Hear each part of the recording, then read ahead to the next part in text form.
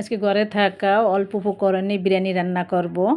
আশা করি ভালো লাগবে। চলুন তাহলে আমি কীভাবে বিরিয়ানিটা শুরু করছি সেটাই শেয়ার করছি।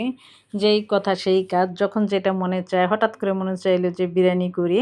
কিন্তু ঘরে দেখি যে তেমন একটা মাংস নেই। কিন্তু একটু বিফ কিমা আছে। তাই ভাবলাম ঠিক আছে ওই কিমাটা দিয়েই কোপ্তা বিরিয়ানি করে ফেলি। তাই আমি এখানে প্যানে তেল দিয়ে দিচ্ছি। একটু অন্যরকম যখন বলেছি তখন একটু অন্যরকম করেই রান্না করব। বেরেস্তাগুলি করে আমি একদম তুলে নেব না। তাই প্যানে তেল দিয়ে আমি কিন্তু বেরেস্তা দিয়ে দিচ্ছি। পেঁয়াজগুলি দিয়ে দিচ্ছি। পেঁয়াজগুলি আমি বেরেস্তা করব। আর এখানে আমি হাফ কেজি চাল নিয়েছি। আশা করি ভালো লাগবে আপনাদের।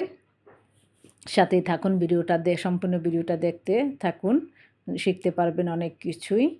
তারপর আমি বেরেস্তাগুলি গোল্ডেন হয়ে যাওয়ার পর কিন্তু তুলে নেই। এখানে উঁচু করে 1 টেবিল চামচ আদা রসুন বাটা দিয়ে দিচ্ছি। দিয়ে সামান্য একটু পানি দিয়ে দিচ্ছি। না হয় মশলাটা পুড়ে যাবে। 3টা এলাচ দিয়েছি, 3 টুকরা দারচিনি দিয়েছি, 2টা তেজপাতা দিয়েছি। আর দিব কিছু বিরিয়ানির মশলা, যেটা আমার ঘরে সবসময় থাকে ওই মশলাটা। আর কোনো কিছুই না, এই অল্প উপকরণেই কিন্তু এই বিরিয়ানিটা হয়ে যাবে। অনেকে মনে করেন যে বিরিয়ানি মানেই যে অনেক মশলা, অনেক কিছু। এটা মোটেও না, মোটেও কিন্তু মোটেও ঠিক না। আমি তো যখন মনে চাই তখনই আমি বিরিয়ানিটা রান্না করে নিতে পারি। কিন্তু খুবই মজার হয়। একবার হইলেও আমার রেসিপিটা ফলো করে খেয়ে দেখবেন। চালটা আমি কিছুক্ষণের জন্য ভিজিয়ে রেখেছিলাম। তারপর চালনির উপরে রেখে দিয়েছিলাম। পানিটা ঝরে গিয়েছে। তারপর ওই মশলার সাথেই কিন্তু আমি চালটা দিয়ে দিচ্ছি। দিয়ে কিন্তু একটু বুনে নেব। নরমালি আমরা যেভাবে চালটা বুনে নেই সেরকম বুনে নেব। আর একদম কিন্তু অল্প তেলে আমি এটা রান্না করব। আজকাল কিন্তু মানুষ একদম তেল খেতে পছন্দ করেন না, তেলের জিনিসও খেতে চান না। সেজন্য একদম কম তেল দিয়ে আমি এটাকে রান্না করছি। আমার হাজব্যান্ড তো তেলের জন্য মোটেও পোলাও খেতে চান না সে। তাই আমি রান্না করলে সবসময় তেল কমিয়ে দিয়ে রান্না করি। তারপরে যে দিয়ে দিচ্ছি এখানে আমি মশলা, এটা গরম মশলা, জয়ফল, জয়তিরি সব রকমের মিলানো এই মশলাটা দিয়ে দিচ্ছি। আর কোনো মশলা আমি এখানে দিব না।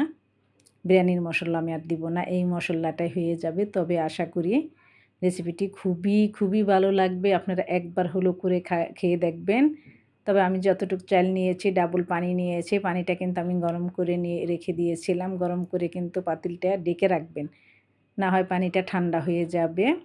তারপর এই যে পানিটা আমি দিয়ে দিচ্ছি। দিয়ে ভালো করে নেড়ে নেব আর লবণ দিয়ে দিবেন। পানিটা দেওয়ার পরে আপনি লবণ দিয়ে দিবেন। আশা করি আপনারা বুঝতে পারছেন। আর আমার রেসিপিগুলি আমি অল্প উপকরণে সবসময় আপনাদের সাথে শেয়ার করি, যাতে সবাই করে খেতে পারে। সবাই মনে করে বিরিয়ানি মানে ঘি দিতে হবে, বিরিয়ানি মানে অনেক মশলা দিতে হবে, মোটেও না। তারপর আমি লবণ দিয়ে দিচ্ছি। লবণটা ভালো করে নেড়ে একটু চেক করে নেবেন যে হয়ে গেছে কি না। কারণ পানি যদি একবারে শুকিয়ে যায় যখন দমে দিয়ে দিবেন তখন কিন্তু আপনি লবণ দিলে ভালো করে মিশে যাবে না। এখানে আমি একটু গোলমরিচ গুঁড়া দিয়ে দিচ্ছি। দিয়ে আবার নেড়ে দিলাম। জালটা কমিয়ে চুলার আগুনটা মিডিয়াম করে আমি ডেকে দেব কিছুক্ষণের জন্য। ডেকে দিয়ে ওইদিকে আমি কোপ্তাগুলি রেডি করে নেব। তবে আজকের কোপ্তাটাও আমি একটু অন্যরকম করে করব। শুধু কিমা দিয়ে করব না, এটার সাথে আমি একটু পেঁয়াজও দিব, একটু বেশি করে পেঁয়াজ দিব। যেভাবে আমরা জালি কাবাব করি ওরকম করে করব।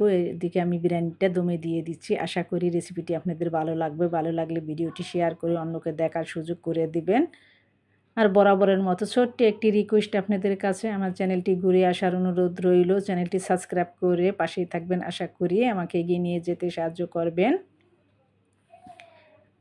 আর যদি সাবস্ক্রাইব করা থাকে তাহলে আমার মন থেকে অসংখ্য, অসংখ্য ধন্যবাদ ও ভালোবাসা রইল আপনাদের জন্য।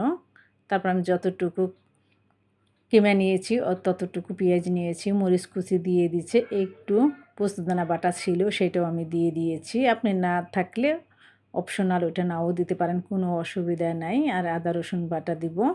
আর ওই গরম মশলা গুঁড়া যেটা আছে ওইটাই দিব। আর কোনো কিছুই আমি এটার সাথে দিব না। তারপর পরিমাণ মতো লবণ দিয়ে দিচ্ছি। লবণটা পরিমাণ মতন দেবেন। সামান্য একটু টেস্টিং সল্টও দিয়ে দিচ্ছি, কোয়াটার চা চামচের চেয়েও কম হবে।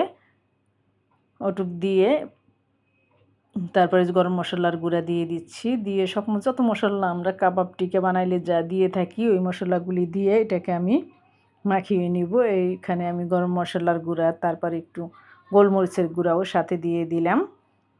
দিয়ে এটাকে আমি মেখে নিচ্ছি। এই যে একটু ভালো করে মেখে পেস্টটা একটু নরম করে নিতে হবে। তারপর আমি এটা বাইন্ডিংয়ের জন্য 1 চা চামচ কর্নফ্লাওয়ার, 1 চা চামচ ময়দা দিয়ে দিব, দিয়ে ভালো করে মেখে নিব, যাতে ছোট ছোট গোল গোল বলের মতো হয়ে যায়। ওইটা না দিলে কিন্তু আপনি বলের মতো হবে না, ভাজতে গেলে কিন্তু এটা খুলে যাবে। আর একটু হলুদ দিয়েছি আমি শুধু একটু কালারের জন্য। হলুদ কিন্তু কোনো অপশনাল না, আপনি চাইলে দিতে পারেন, নাও দিতে পারেন। পরিমাণ আধা চা চামচের মতো মরিচ গুঁড়া দিয়ে দিচ্ছি, ধনে গুঁড়াও পরিমাণ মতো দিয়েছি, জাস্ট এইটাই দিয়ে কিন্তু আমি আবারও মেখে নিলাম। আর লবণটা চেক করে নেবেন অবশ্যই, একটু জিভের মাথায় দিয়ে লবণটা চেক করে নেবেন। এটা ভাববেন না যে কাঁচা, এটা কীভাবে চেক করব। জিভের মাথায় কিন্তু একটু দিলে কিন্তু এটা হয়ে যায়, এর চেয়ে কিন্তু আর বেশি লাগে না, আমি যেভাবে করে থাকি। তারপর 1 চা চামচ কর্নফ্লাওয়ার আর 1 চা চামচ ময়দা দিয়ে ভালো করে মেখে এটাকে ছোট ছোট বল করে নিব। এই যে কর্নফ্লাওয়ার আর ময়দা একসাথে আমি দিয়ে দিচ্ছি, এটা মেখে নিলেই আপনি একটু আঠালো আঠালো ভাব হয়ে যাবে, জাস্ট, আর কোনো কিছুই না। আর ওইদিকে কিন্তু পোলাওটা আমার দমে আছে, একটু খেয়াল রাখবেন যাতে পুড়ে না যায়। অনেক সময় দেখা যায় দমে দিয়ে আমাদের খেয়ালও থাকে না, তারপর নিচে লেগে যায়, সেটা যাতে না হয় খেয়াল রাখবেন। তারপরে যে আবার আমি মেখে নিচ্ছি, আমার এটা হয়ে গিয়েছে, দেখেন মাশাআল্লাহ, বোঝাই যাচ্ছে যে এটা হয়ে গিয়েছে। এখনই কিন্তু এটা জুরজুরে ভেঙে যাবে না। তারপর আমি এটাকে ছোট ছোট করে নেব। আপনি একটু ছোট একটু বড় যেটাই আপনার ইচ্ছা করে নিতে পারেন, তবে আমি একটু ছোট ছোটই করে নিব। ওই যে হাত দিয়ে এভাবে ছোট ছোট করে প্যানে তেল দিয়ে দিয়ে দিচ্ছি। এখানে গোল্ডেন কালার করে ভেজে নিতে হবে। জাস্ট এই যে আমি যেরকম মিষ্টির মতো ছোট ছোট করে নিয়েছি, গোল্ডেন কালারের মতো হয়ে গেলে তারপর আমি যে দমে দিয়ে রেখেছিলাম ওইটার ভিতর দিয়ে দেবো। এই যে আমি তুলে নিয়েছি, তারপর কাঁচামরিচ দিয়ে দিলাম, কাঁচামরিচ দিয়ে এবার ওই কোপ্তাগুলিও দিয়ে দিব। কাঁচামরিচ দিয়ে আমি একটু নেড়ে নিচ্ছি, নেড়ে নিয়ে মাঝকে একটু ফাঁকা করে তারপর আমি কোপ্তাগুলি দিয়ে আবার আমি আধা ঘন্টার জন্য দমে দিয়ে দিব। বাস হয়ে গেল খুব সহজেই। এটার সাথে চাইলে আপনি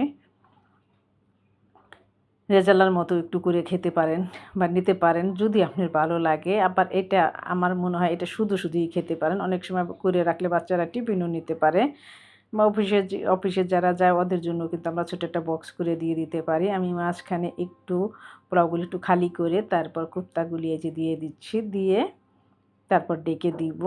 চাইলে একটু নেড়ে তারপর ডেকে দিতে পারেন, সেটা আপনার খুশি। আমি কিন্তু একটু হালকাভাবে নেড়ে তারপর ডেকে দিব। কিছুক্ষণ পরে এসে আরেকবার নেড়ে দিব, জাস্ট হয়ে গেল।